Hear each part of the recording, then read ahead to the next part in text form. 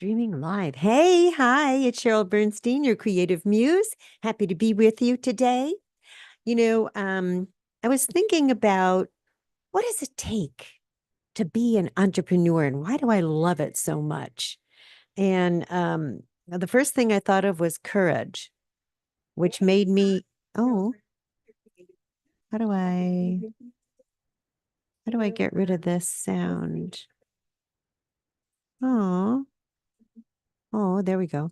Um, And it made me think of this is a mess. My first time live streaming on YouTube. So pardon the mishmash, but this is what you need to do too, to try things out. And that's exactly what I'm talking about today.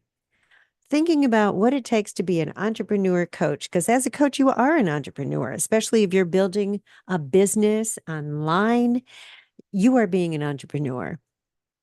So these are the things I came up with in my experience of being a coach, being an entrepreneur, and also of other people I see doing the same thing.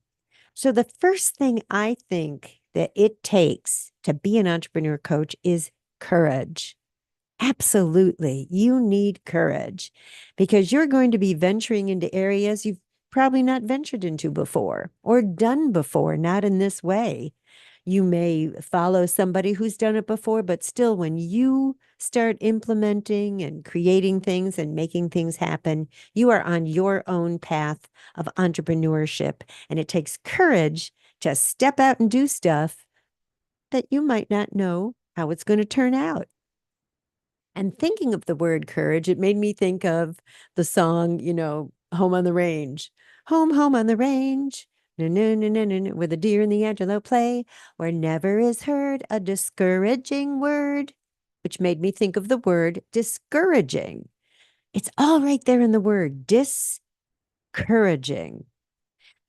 A discouraging word is something that is discouraging you, taking away your courage by either bringing up a fear, making you remember something that didn't work in the past, whatever the discouraging word is from others, from yourself. That's why I think it absolutely takes courage to be an entrepreneur coach. It also takes, I believe, a love for not knowing how things are going to turn out, for not knowing what's going to happen. That's one of the things I love about being an entrepreneur coach. I don't know what's going to happen. Every day is a little different. I don't know what's going to happen when I put out an offer. I don't know what's going to happen if I offer a workshop. Are people going to come? Is it going to work out well? Especially when things are live, and I can't edit what happens. I love that going live feeling. That excites me. That gives me energy. So I think that as an entrepreneur coach, not being comfortable with and actually loving not knowing what's going to happen is going to be something that will serve you well. Also, along that not knowing what's going to happen is to have the mind of an experimenter. This whole thing's like a giant experiment, because you try something, you see how it works, you maybe retool and you try it again. That is the way that things work in this entrepreneurship. Again, you may follow somebody else's path. You may have training of a certain sort that tells you what to do, but until you do it yourself and get data and get proof of something working or not working, not going to know. Not going to know. So the mind of an experimenter, it's like you're in a giant chemistry tube. You're in a giant beaker, not a petri dish. Also, love talking to people. I think that's absolutely essential in being an entrepreneur coach. Love talking to people, whether it's talking to a group, if you're doing a workshop or a video, talking to your client one-on-one. I love talking to people, whether they're my clients now or people that I'm offering free workshops to. I love talking to people. And in that love of talking to people, I also love how every single client that I work with, those sessions are all different because I may have a similar structure that I follow, but every single session and the work I do with each client is different because it is informed by my client, by their essence, by their style, by the work they do. And so I get to be with somebody different all the time and learn from them and hear about their life as well as while I'm coaching. We become confidants. We're friends. We're girlfriends almost. That's the part I love about my coaching, as well as me teaching them what I teach them and coach them in the way I do. The friendship part is so wonderful, the talking to people. So I think you have to have a love of talking to people.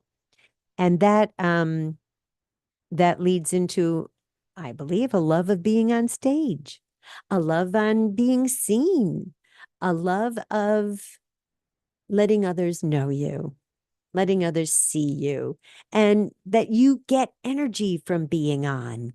I know not everybody likes to be on video, and you don't have to. Sometimes you're just not cut out for it.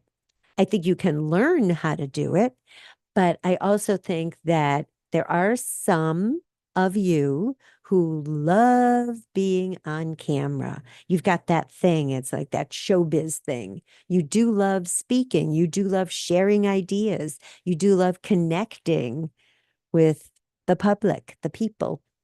And I think that a love of that is needed to be an entrepreneur coach. I mean, unless you're just selling something that you're not involved in, you're selling some kind of program that nobody ever connects with you. You're just selling the program and off they go. And maybe you didn't even appear in that program. But that's selling a product. That's different, I believe, than being a coach, being an entrepreneur coach. I'm talking about people who are working live with your client or clients if it's a group workshop. So that's what I think. You need courage. You need a love of not knowing what's going to happen. Um, the mind of an experimenter, love talking to people, and love being on stage. And then over all of that is faith. I don't mean religious faith. I mean faith in what you're doing, faith in your experimenting, faith in stepping out there. You need faith. And if you're somebody who wants to know every week or every month you're getting a certain amount of money and you want to feel secure and you want to know that that's going to happen like clockwork every month, I don't think entrepreneurship is for you. You've got to be able to float out there without a net. That's what it is. And I want to leave you with my, in all this experimenting and loving not knowing what's going to happen. I have 4 T's that I think are important to incorporate in what you do, whether it's doing a workshop, putting out an offer for a program, doing a video, being in a summit, doing your lead magnet. All of these things I think require 4 T's. I don't mean T's like strip tease, not that kind of tease. 4 T's, the letter T. First T is try.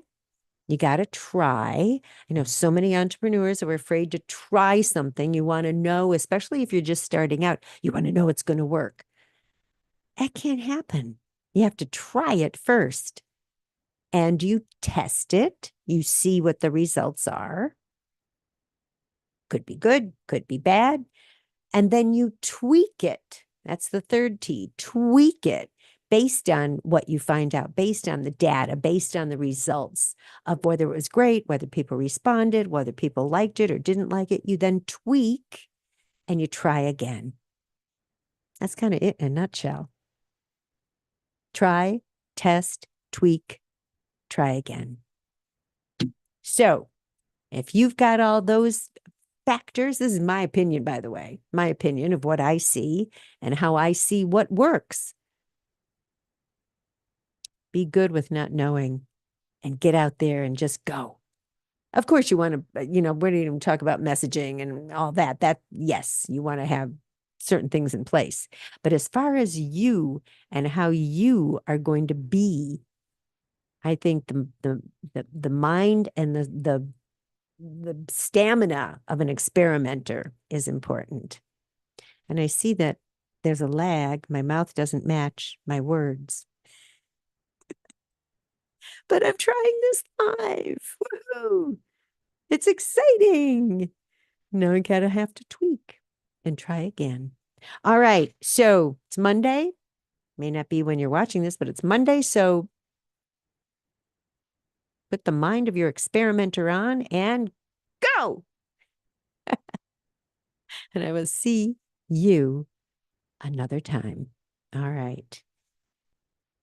First time live streaming on YouTube. Okay. So now what do I do? Stop. Okay.